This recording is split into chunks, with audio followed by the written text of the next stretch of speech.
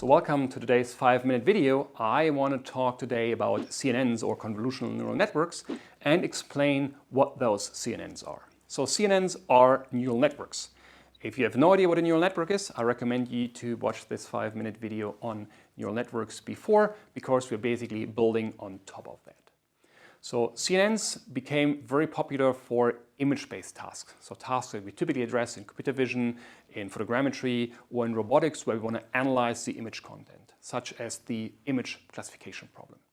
That means we maybe have an input image, and then we want to run that through the neural network, and the neural network should tell us what we see on that image. For example, what we see here is a cat, or what we see is a dog, or something like this. And it does so by having an input layer, some hidden layers, and an output layer. So the input layer is the image, the output layer is the classification result, and the hidden layers are the black magic. And the networks actually, just neural networks, CNNs are just neural networks, but they have a special structure in these hidden layers, and that's what I want to talk about. So the first part of this hidden layer are the so-called convolutional layers or convolutions and poolings which typically happen in there. And they are there for computing features or pattern based on the image data. And then the network has a second part, which is the classification part, sometimes called decoder part, which basically takes the feature that the first part computed and makes a decision based on this information. So what happens in the first part, in the encoder part, where the features are computed? The key ingredient of CNNs are convolutions, as the name says, convolutional neural networks. So a convolution is a technique that can be used for exploiting local operators on images, so finding local patterns. And you can basically envision this as a weight matrix which encodes a pattern, and you can overlay this pattern with your image.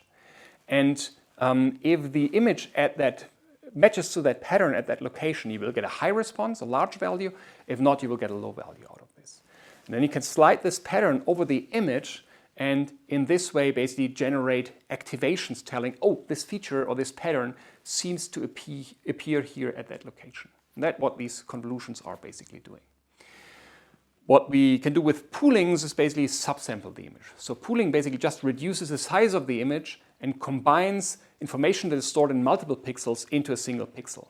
So max pooling, for example, just takes the maximum value out of a set of pixels or activations and just returns the maximum value out of that.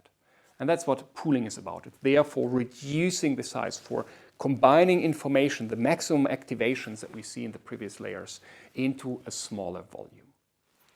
In most popular networks out there today, you will find some normalizations, but normalizations are basically there to simplify the optimization, and therefore I don't want to dive into the details of normalization here. The second part of the network then is the classification part, or which basically uses the features and does the task that a network should do. For example, to say what we see in this image is a cat, or doing another task.